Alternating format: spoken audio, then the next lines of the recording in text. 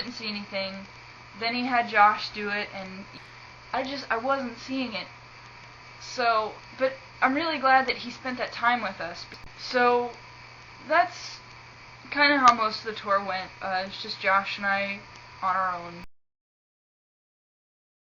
Got The South Will Rise Again, and White is Right. Those were about the scariest things I saw all night. Scariest part, spray painted graffiti onto the building.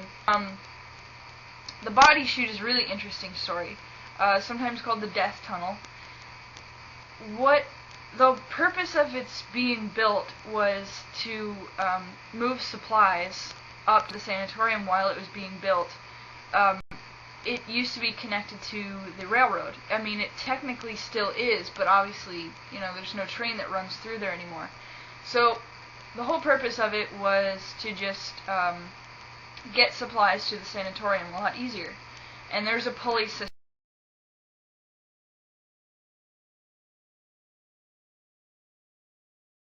So, from what I gather, they kind of had like a cart. I mean, it is actually a chute. It's like a slide that goes down. Just had it on track. And then there's stairs coming up the other side. Put the supplies in there, and then they, ran it up the chute. So, went obsolete for a while after they built the sanatorium. And then, once so many people started to die, they wanted to keep the morale of patients up, and obviously if you look out the window and you keep seeing hearses, come to pick up the corpses, you're not going to be too happy. So what they did was they converted this old supply line into a body chute. What they did was they just, every time somebody would die, they'd take them through the basement, put them into the cart, wheel them down to the train. I think, according to the guide, I think the bodies, they might have stayed there for a while because sometimes the families wanted to pick them up to have a proper funeral.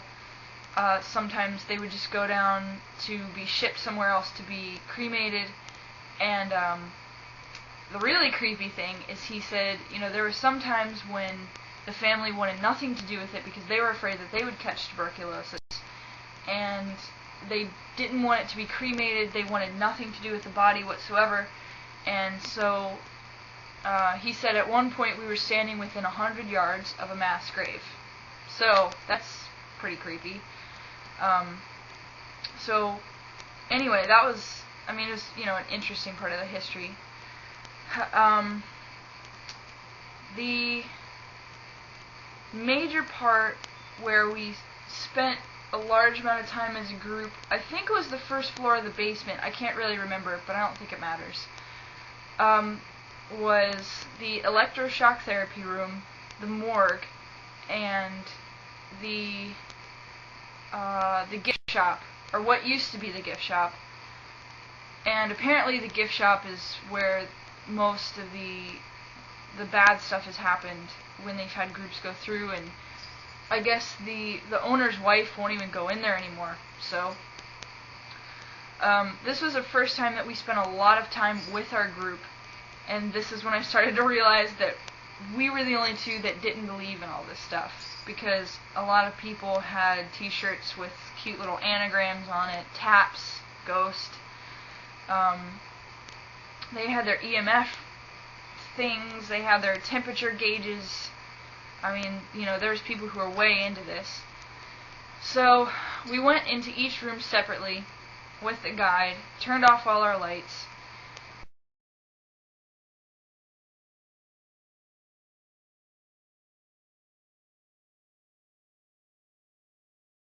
and he would do a temperature reading, he would do an EMF reading, and he would talk to the ghosts and try and bring 14 or 15 out. People who most of them believe in this stuff. It was kind of scary noise, somebody, we were in a, and then of course there's no explanation for it, but like one time we heard what was obviously a little rodent noise. Somebody's like, oh, did you hear that? And for the most part I held my tongue, but at that point I was just like, yeah, it was a mouse. And And even the guide was like, well, it probably wasn't a mouse, you know, it was a bat. But the other thing was that, you know, every time somebody would hear a noise, what people didn't realize was that there was like a lot of people walking through the building. I mean, I think there was a couple tours going through while we were there. So, you know, we'd hear people talking, we'd hear people walking around, and, you know, people thought that these were ghosts when, you know, it's the other groups, you know, the place has no windows. So, if they're standing on the 3rd floor, you know, out on the balcony, and they're talking, well, you know, it's, there's your ghost. Or, it had also rained that day and the night before, so, you know, we'd hear drips and, you know, a bunch of stuff like that. But, you know, people were getting real into it.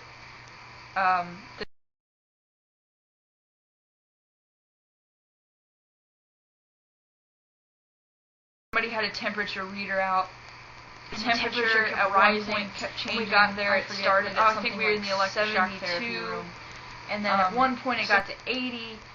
And, well, the explanation for that is we have 14 people stuffed into a room. And people are getting all agitated. So your temperature's rising, therefore the temperature in the room's going to rise.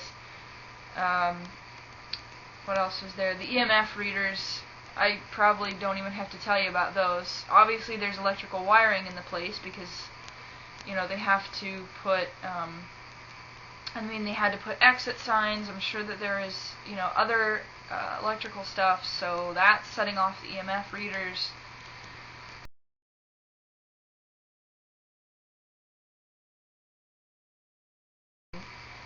We're sitting in a room with the lights off. After a while, I did get talking bored listening, and that's also because, you know, it's 3:30, 4 in the morning. But I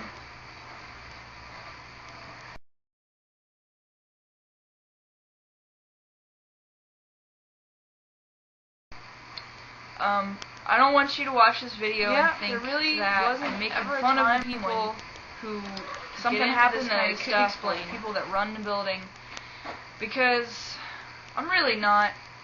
It's,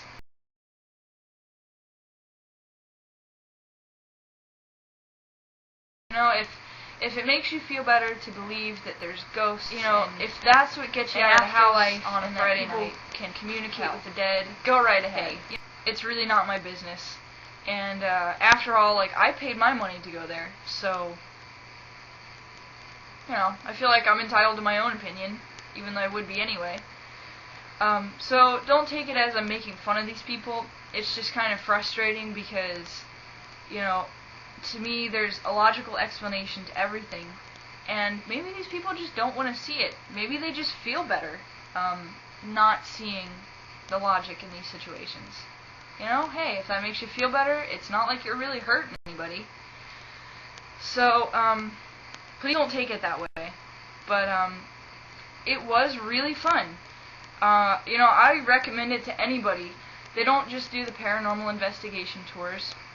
They also do guided historical tours, which I think only happen one Sunday out of every month, so it might be kind of hard to line it up, but that's only, I think, $10 per person, and it's a lot shorter. So, I think if I ever get a chance, I'd probably do that one over the paranormal investigation.